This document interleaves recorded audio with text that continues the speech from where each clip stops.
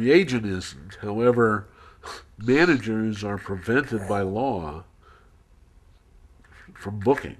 So if you book your artist as a manager, you run the risk of the artist coming back to you and saying, you booked employment for me so I can break my contract with you.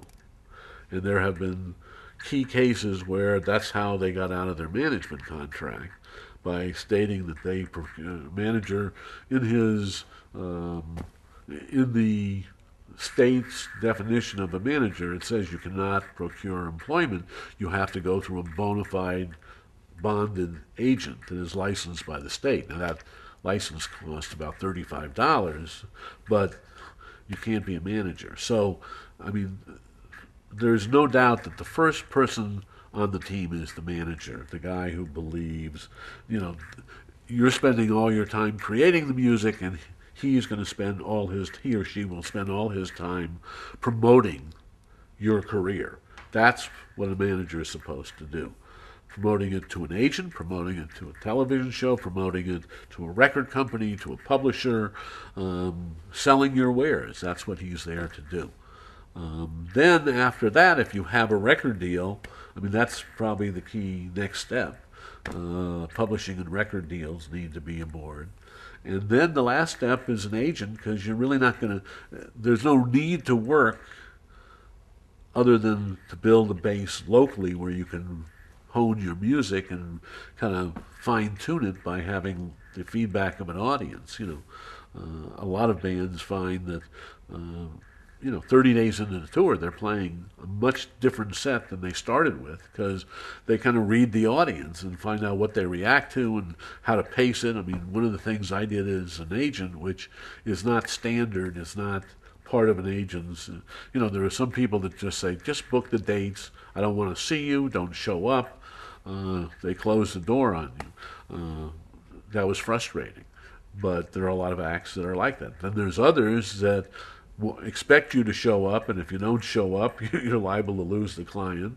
And they want the input, and they want to know why you picked this venue as opposed to the one down the block or a bigger building. How come we, one of the typical calls one would get if a tour is not doing well: nobody knows I'm here.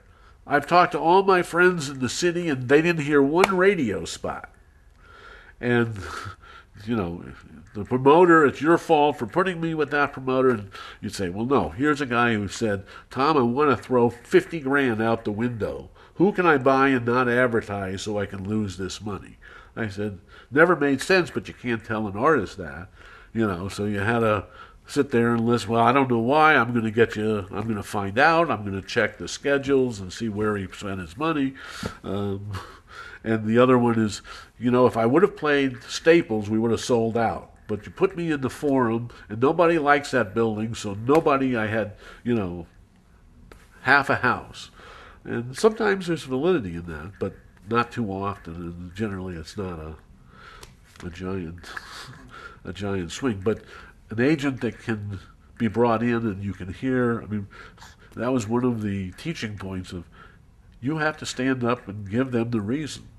You have to know every facility in the state that you book and why you chose that over the campus, or why you chose going for 3 nights at Universal as opposed to 1 night at the Forum.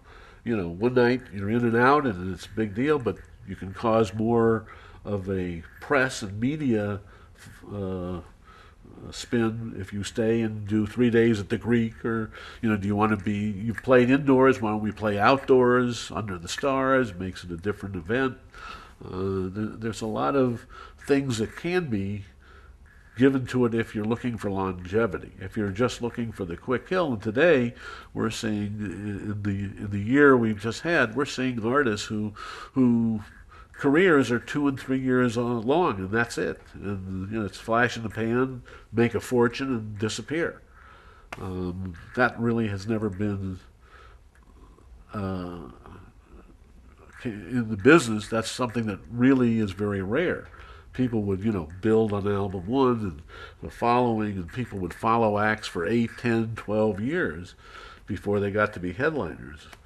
Today, it's like instant hit, and as soon as they come out with the band, you can go from 8 million sales to 500,000, and those will have to be returned. So, that's one of the problems that record companies have in planning their business year, saying, well, they did 8 million, we should count on at least another 8 million on the next record. Well, not necessarily today.